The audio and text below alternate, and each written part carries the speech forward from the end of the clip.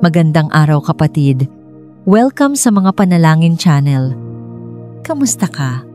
Alam kong marami kang iniisip ngayon. Trabaho, bayarin, pamilya, at mga personal na laban na hindi mo palaging naikukwento. Pero bago mo simulan ng araw, hayaan mo munang huminto tayo sandali. Pumikit ka kung nais mo. Huminga ng malalim.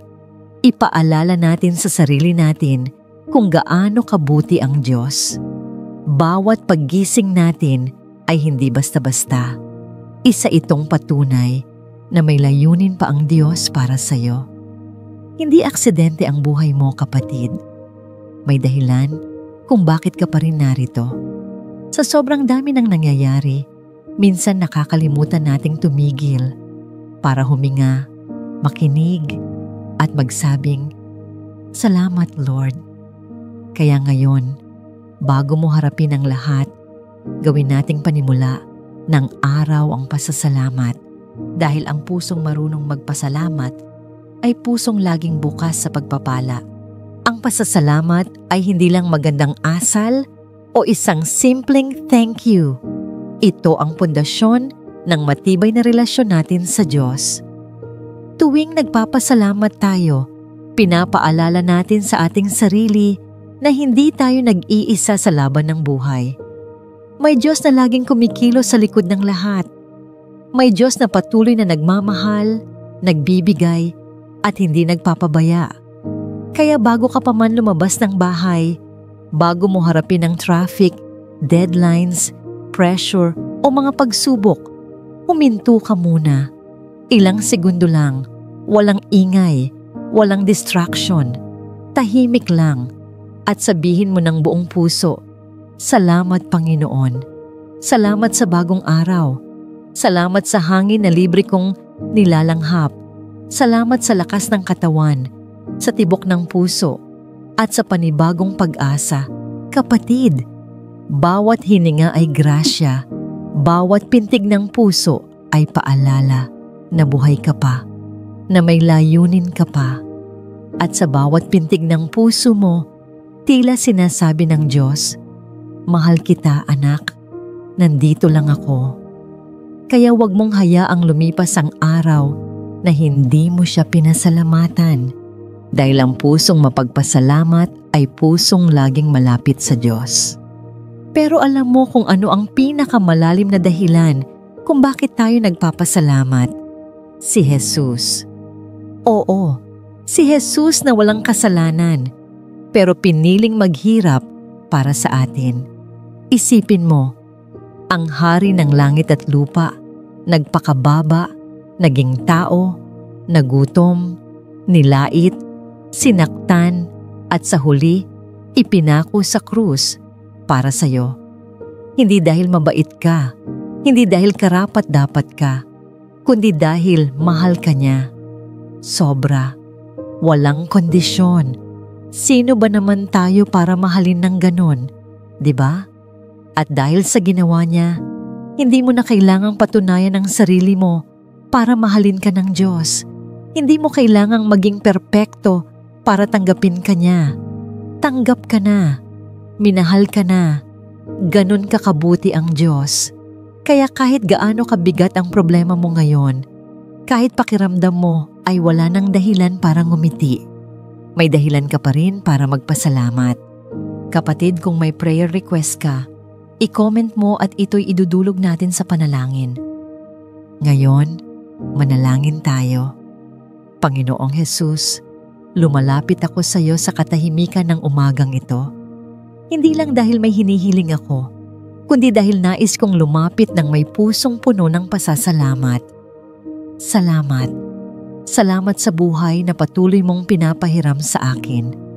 Salamat sa bawat hininga, bawat tibok ng puso, bawat araw na binubuksan ko ang aking mga mata. Ito'y paalala na hindi pa tapos ang plano mo sa akin. Salamat sa mga leksyong natutunan ko, kahit masakit, kahit mahirap, dahil alam kong ginagamit mo ang mga ito para ako'y lumago. Salamat sa mga pagkatalo na nagturo sa akin kung paano bumangon at lumaban muli. At salamat sa mga taong naging bahagi ng buhay ko, maging ang mga nagpasaya sa akin o nagbigay sa akin ng dahilan para magpatawad. Alam kong hindi ko nauunawaan ang lahat ng nangyayari, pero nagtitiwala akong may hawak kang mas malaking larawan. Ikaw ang may kontrol at hindi mo ako kailanman pinabayaan. Salamat sa lakas ng katawan, sa paningin, sa kakayahang gumalaw, sa pagkain sa mesa at sa tahanang nagbibigay sa akin ng pahinga. Hindi lahat ay may ganito, kaya hindi ako magrereklamo, magpapasalamat ako. Hindi ako perpekto, Panginoon. Marami pa akong kakulangan, pero alam kong mahal mo pa rin ako at iyon ang nagbibigay sa akin ng lakas araw-araw. Amen. Panginoon, isinusuko ko sa iyo ang lahat ng pangarap ko. Ikaw na ang bahala. Lahat ng takot ko, sa iyo ko inilalagak. Lahat ng bigat na dinadala ng puso ko, itinataas ko sa paanan ng iyong trono. Alam kong mas alam mo kung ano ang tama at makakabuti para sa akin. Kaya tinatanggap ko na hindi ko kailangang kontrolin ang lahat. Kahit minsan, parang ang tahimik mo, alam kong naroroon ka pa rin. Hindi ka nawawala. Tahimik ka lang kasi kumikilos ka sa paraang hindi ko pa nauunawaan. Tulungan mo akong huwag sumuko kahit napapagod na ako. Tulungan mo akong magtiwala kahit wala akong kasiguraduhan.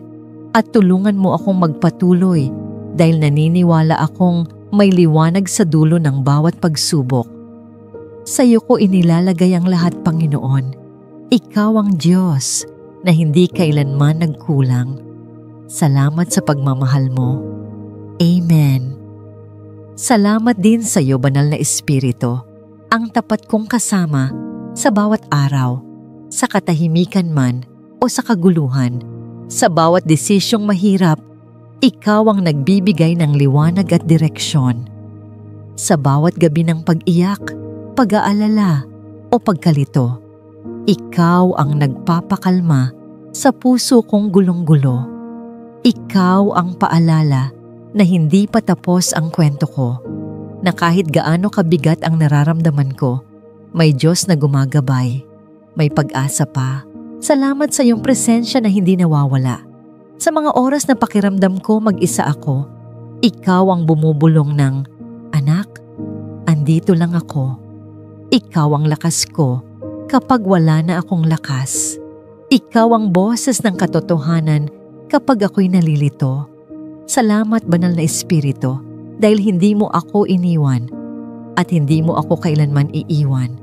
Amen. Panginoon, alam kong hindi ko hawak ang buhay ko, pero alam kong hawak mo ako.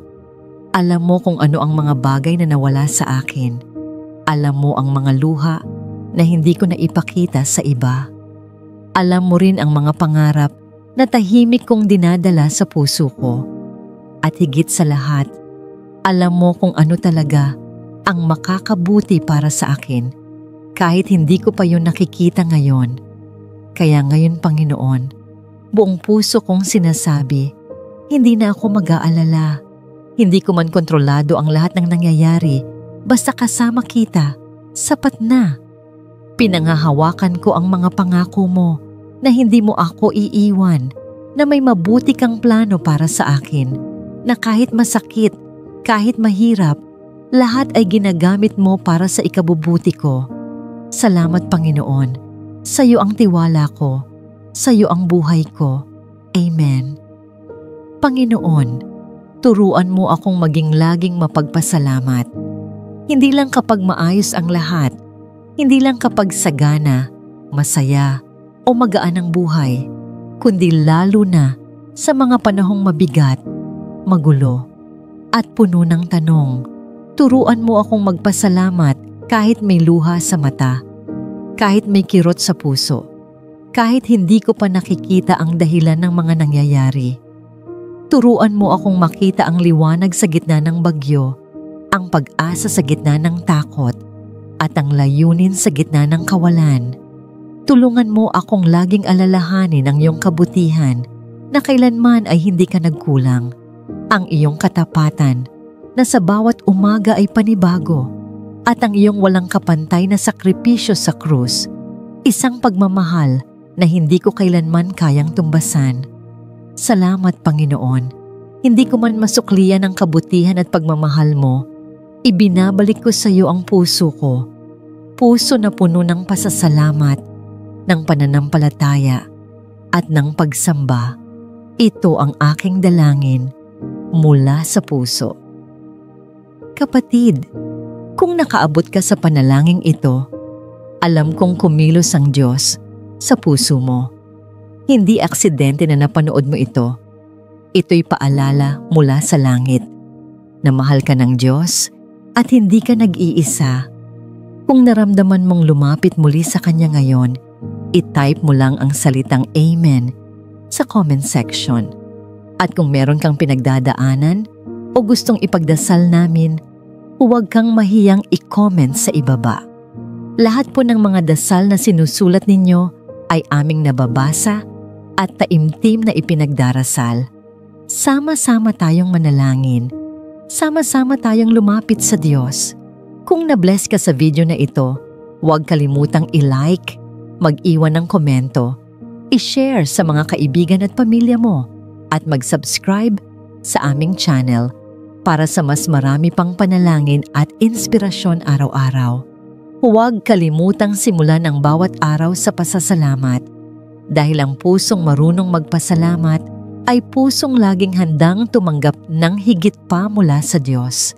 Pagpalain ka ng Diyos. Magandang umaga at ingat ka palagi.